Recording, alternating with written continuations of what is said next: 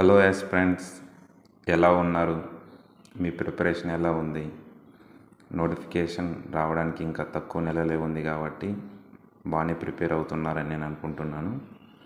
ఈ వీడియోలో మనం ముఖ్యంగా 10 గంటలు చదవడం కాదు, అది ఎలా చదవాలి, ఆ 10 అవర్స్ని కూడాను ఒక పద్ధతిలో చదివితేనే మనకు హెల్త్ ఇష్యూస్ కానీ బాగా ఎక్కువ రోజులు గుర్తుండేలాగా కానీ ఉంటాయి. సో వీటి గురించి నేను డిస్కషన్ చేస్తాను ఈ వీడియోలో. పూర్తిగా చూడండి.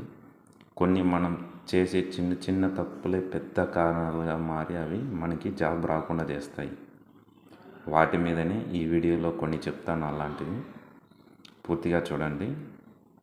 ముఖ్యంగా మన చుట్టూ మన ఫ్రెండ్స్ ఇంతకుముందు ఉన్నటువంటి వ్యక్తులని మనం చూసి ఉంటాము. రోజుకి 10 అవర్స్ కానీ 12 అవర్స్ కానీ చదువుతారు, కానీ వాళ్ళకి జాబ్ రాదు. ఎందుకు అంటే గ్యాప్ ఇవ్వకుండా ప్రిపేర్ అవుతారు. ఒక్కసారి అతను స్టడీ చేయలేక వెళ్ళి కూర్చున్నాడు అంటే మినిమం ఒక 4 అవర్స్ 5 అవర్స్ చదువుతారు. దీనివల్ల కంపల్సరీగా ఆయనకి హెల్త్ ఇష్యూస్ వస్తాయి. WHO ప్రకారము ప్రతి 1 అవర్ కూర్చున్న తర్వాత ఒక 5 మినిట్స్ అన్నా లేచి నడవాలి అంట. మనం అలా కాదు, కంటిన్యూగా ఒక 4 అవర్స్ అలా కూర్చుంటాం. అప్పుడు మన బ్రెయిన్కి ఆక్సిజన్ లెవెల్స్ తక్కువ అవుతాయి. ప్లస్ ఒక లాంగ్ స్టాండింగ్లో ఇలానే ఒక 1 ఇయర్ 2 ఇయర్స్ చదవడం వల్ల బ్యాక్ పెయిన్ ప్రాబ్లం వస్తుంది. అవేవో ట్యాబ్లెట్లు మింగుతాము, వాటి సైడ్ ఎఫెక్ట్స్ వల్ల ఇంకా కొత్త రోగాలు వస్తాయి. ఇలా అతని ఎగ్జామ్ దగ్గరికి వచ్చేళ్ళకి ఏదో ఒక హెల్త్ ఇష్యూని ఫేస్ చేస్తాడు. ఒకవేళ హెల్త్ ఇష్యూస్ రాలేదు అనుకుందాం, కానీ ఇలా 1 అవర్ నుండి ఒక 4 అవర్స్ కంటిన్యూగా చదివాడు కదా అతను. దీనివల్ల అతని బ్రెయిన్ అనేది సరిగా రిసీవ్ చేసుకోదు మ్యాటర్ని. అదే మీరు ఒక 1 అవర్ కానీ 1.5 అవర్ కానీ చదివిన తర్వాత అలా గ్యాప్ ఇచ్చి అలా కొత్త గాలిని, అంటే ఆ రూమ్లో ఉన్న గాలినే కాకుండా అలా బయటకు వచ్చి ఒక 5 మినిట్స్ వేరే గాలిని, ఫ్రెష్ ఎయిర్ని పీల్చుకొని మనం దగ్గర ఉన్నటువంటి ఏదో ఒక స్నాక్స్, ఫ్రూట్స్, లేదంటే మీకు సంథింగ్ ఏది ఉంటే అది ఒక స్నాక్స్ తిని వాటర్ తాగి మళ్ళీ కూర్చొని మళ్ళీ ఒక 1.5 అవర్ ఇలా మీరు కంటిన్యూ చేస్తున్నారంటే బ్రెయిన్కి బాగా రిసీవ్ చేసుకుంటుంది, అలసిపోదు. మీరు ఇంకా ఒక 10 అవర్స్ చదువుతున్నారు, బ్రెయిన్ అలసిపోలేదు కాబట్టి ఇంకా ఒక గంట సేపు ఎక్కువ చదవచ్చు. ఇలా బెనిఫిట్ ఉంటుంది. అలా కాకుండా కంటిన్యూగా ఒక్కసారి వాడు కూర్చున్నాడంటే 5 అవర్స్ అయినా చదువుతాడు అంటాడు, వాడు పక్కా సక్సెస్ కాడు. ఒకవేళ అయినా కూడాను వానికి ఇలా బ్రేక్ తీసుకొని ఉంటే వాడు ఇంకా ఒక మంచి జాబ్ తెచ్చుకుంటాడు. ఫర్ ఎగ్జాంపుల్ గ్రూప్ 2లోనే అలా స్టాండింగ్లోను వానికి ఏదో జూనియర్ అసిస్టెంట్ పోస్ట్ వచ్చింది. వాడు అలా గ్యాప్ ఇచ్చాడు అనుకోండి, వాడు గ్రూప్ 2లోనే టాపర్ అవుతాడు. ఇలా ఎప్పుడన్నా కూడాను బ్రెయిన్కి ఎక్కువగా మనము స్ట్రెస్ పెట్టకూడదు. స్ట్రెస్ పెట్టడం వల్ల అది అలిసిపోయి చదవాలంటే విరక్తి పుట్టిస్తుంది. అందుకని గ్యాప్ ఇస్తూ ఉండండి. ఇంకొకటి, చదువుతుంటారు, ఇంకా సిలబస్ అయిపోవట్లేదు అని చెప్పి నిద్రపోరు. 16 అవర్స్ లేదా 14 అవర్స్ చదివి నువ్వు 3-4 అవర్స్ నిద్రపోయేది ఒకటే, 8 అవర్స్ చదివి 8 అవర్స్ నిద్రపోయేది ఒకటే. ఎందుకంటే అది నిద్రపోతే మైండ్ బాగా పనిచేస్తుంది. అందువల్ల తక్కువ సేపు చదివినా కూడా ఎక్కువ గుర్తుంటుంది. ఒక 10 అవర్స్ చదివినా కూడా మీరు మినిమం 6 to 8 అవర్స్ నిద్రపోవాలి. మధ్యలో ఒకవేళ డేలో మీరు నిద్రపోతే ఇంకా మంచిది. నేనేం చేసేవాడిని అంటే, ఒకవేళ కంటిన్యూగా 8 అవర్స్ నిద్రపోయి మళ్ళీ ప్రిపరేషన్ స్టార్ట్ చేశానంటే ఆఫ్టర్నూన్ నాకు పక్కా నిద్ర వచ్చేది. ఆ నిద్ర వచ్చినప్పుడు నేను చదువుతూ ఉంటాను. సీరియస్గానే మంచి ఇంట్రెస్ట్ టాపిక్ చదివినా కూడాను నాకు తెలియకుండానే నేను అలానే స్టడీ చేయాలో నిద్రపోయేవాడిని. ఈ ఇష్యూ ఉంది, దీన్ని ఏం చేయాలని నిలిచి నిద్ర దానంత కదా వచ్చే ముందు నేనే నిద్రపోతే మేలు కదా అని మామూలుగా నైట్ ఒక 6 అవర్స్ నిద్రపోయి డేలో 1.5 అవర్ నిద్రపోయేవాడిని. దీనివల్ల నాకు నిద్ర అనేది చదివేటప్పుడు రాదు. సో మైండ్ కూడా బాగా మంచిగా యాక్టివ్గా పనిచేసేది. ఇలా నిద్ర కూడాను మినిమం మనకు అవసరం. అతిగా చదివి ఆ 4 అవర్స్ 5 అవర్స్ నిద్రపోయి ఆ డిప్రెషన్ లేకపోవడం కంటే మినిమం 6 to 8 అవర్స్ నిద్రపోండి. అప్పుడే మనం బ్రెయిన్ బాగుంటుంది, యాక్టివ్గా ఉంటుంది. మనం ఎంత చదివినా కూడాను అది గుర్తుంటుంది. ఇంకా నెక్స్ట్, మనం చదువుతుంటాం, ఒక 10 అవర్స్ చదివాము. బ్రెయిన్‌కి చదవడము, ఈ మొబైల్ చూడడమే కాకుండా ఏదో ఒక రిలీఫ్ ఉండాలి కాబట్టి బయట ఒక 30 మినిట్స్ అలా బయట ఏదైనా క్రికెట్ కానీ ఇలాంటి అవుట్‌డోర్ గేమ్స్, షటిల్ అంట, ఇలా మైండ్‌కి స్ట్రెస్ లేకుండా హ్యాపీగా మీకు అనిపించే యాక్టివిటీ ఏదైనా చేయండి. లేదంటే చిన్నపిల్లలు ఉంటారు, చిన్నపిల్లలతో ఆడుకోండి. లేదంటే కొంచెం ఫన్నీగా ఉండే పెద్దలు ఉంటారు, అవ్వ తాత ఉన్నాను, వాళ్ళ దగ్గరికి వెళ్ళండి. మీకు పాజిటివ్ వైబ్స్ వచ్చే పర్సన్ ఎవరైనా ఉంటే వాళ్ళ దగ్గరికి వెళ్ళండి. అలా వెళ్ళడం వలన మీకు మీ బ్రెయిన్ అనేది కొంచెం హ్యాపీగా ఫీల్ అవుతుంది. సో ఎక్కువగా ఇంకా మనం చదివినా కూడా తీసుకుంటుంది. చిన్నపిల్లల దగ్గరికి వెళ్ళండి, ఇది చాలా బాగా వర్క్ అవుతుంది. నేను కూడా మా ఇంటి దగ్గర కింద ఉండే పాప దగ్గరికి వెళ్ళి ప్రతిరోజు ఒక 10 నిమిషాలన్నా ఆడుకుండేవాళ్ళం. కొంచెం అలా మన మైండ్ అనేది రిలాక్స్ అవుతుంది, అప్పుడు బాగా మంచిగా వర్క్ అవుతుంది. నెక్స్ట్ ఇంకోటి, మనం ముందుగానే ఈ వీక్కి ఎంత చదవాలి, ఏ రోజు మూవీ చూడాలి. ఇప్పుడు సంథింగ్ ఒక మూవీ అన్న ఒక వారానికి చూద్దామని ఉంటుంది, ఎందుకంటే అంతగా చదివింటాం కదా, కొంచెం రిలాక్స్ అవుదాము అని చెప్పి. ఫర్ ఎగ్జాంపుల్ సండే రోజు మీరు మూవీ చూడాలనుకున్నారు, ఆ రోజు చూడాలనుకుంటున్నారు కాబట్టి ప్రతిరోజు 10 అవర్స్ చదవాలి. అందుకని ఆ శనివారం కానీ శుక్రవారం కానీ ఇంకో 1 అవర్ ఎక్కువ పెంచుకోవాలి. అప్పుడు ఆదివారం నువ్వు మూవీ చూసిన దాన్ని కవర్ చేస్తుంది. నువ్వు ఈరోజు 10 అవర్స్ చదివి ఆ రోజు నేను మూవీ చూస్తున్నాను అని చెప్పి ఆ రోజు అది చదవకుండా అది మూవీ చూసిన తర్వాత 1 అవర్, అంతకుముందు 1 అవర్, ఇలా ఒక 5 అవర్స్ వేస్ట్ చేసుకోవడం కంటే కరెక్ట్గా ఆ మూవీ చూడాల్సినటువంటి ఆ 3 అవర్స్ని ఇంతకు ముందు రోజుల్లోనే ఎప్పుడో ఒక రోజు కవర్ చేసావనుకో, అప్పుడు నీకు ఆ కన్సిస్టెన్సీ అలానే కంటిన్యూ అవుతుంది కాబట్టి మీరు ఎక్కువ సిలబస్ని కవర్ చేయగలరు, ఎక్కువ గుర్తుపెట్టుకోగలరు, అంతా ఉంటుంది.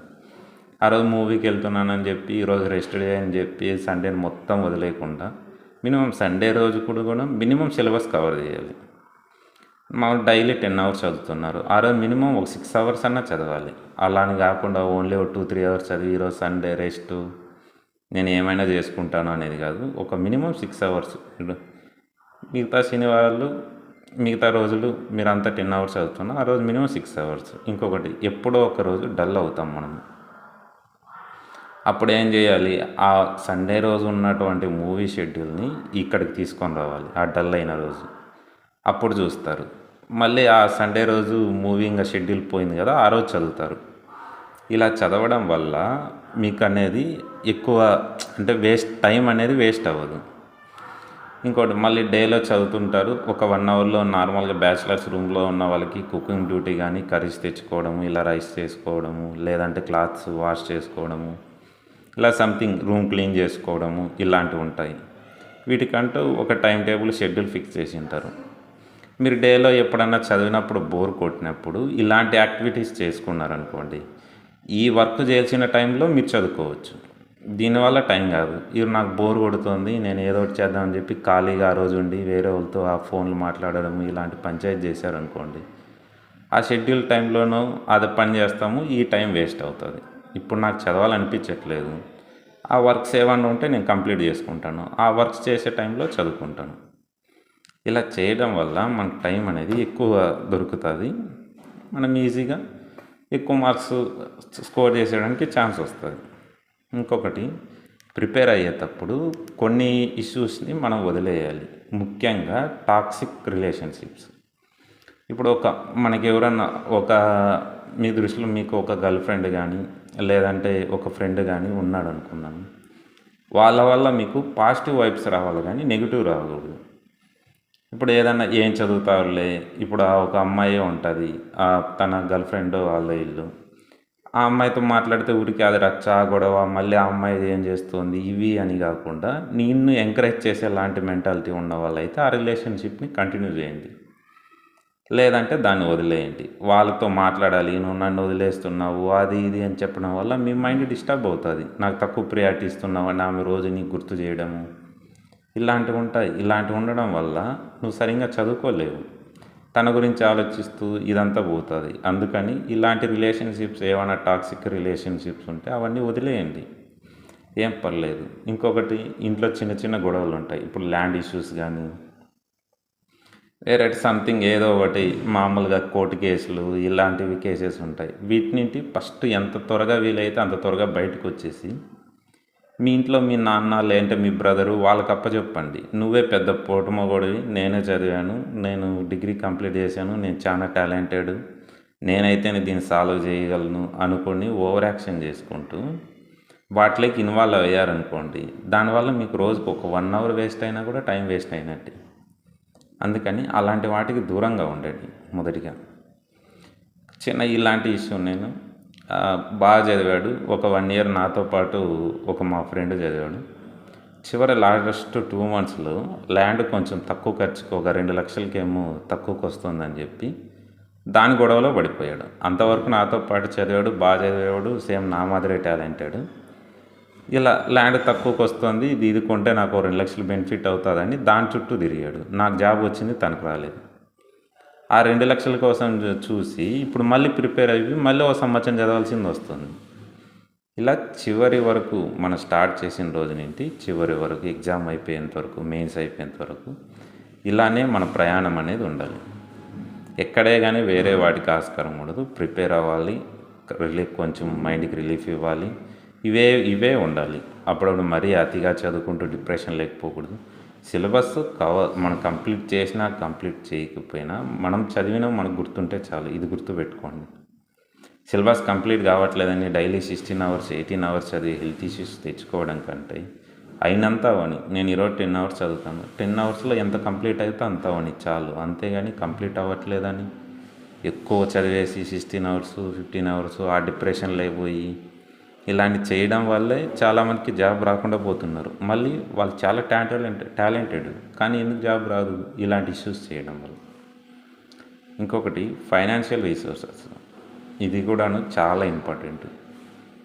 కొందరు మామూలుగా ఇంకా ఇప్పుడు ఒక 7 మంత్స్లో నోటిఫికేషన్ ఇంప్లిమెంట్ అవుతుంది, 1 ఇయర్లో అవుతుంది అని అనుకుందాం. మీరు ఒక 15 మంత్స్కి సరిపడా ఫైనాన్షియల్ రిసోర్సెస్ని పక్కన పెట్టుకొని ఉండాలి. ఊరికే జస్ట్ ఒక 3 నెలలు గడిచిపోన్లే తర్వాత మళ్ళీ చూసుకుందాము అనుకున్నారనుకోండి, చాలా ఇబ్బంది ఫేస్ చేస్తారు. ఎవరికి తెలుసు ఖర్చులు పెరుగుతాయి, అప్పుడు మీకు రిసోర్సెస్ దొరకవు, అప్పుడు మీరు ఏం చేస్తారు?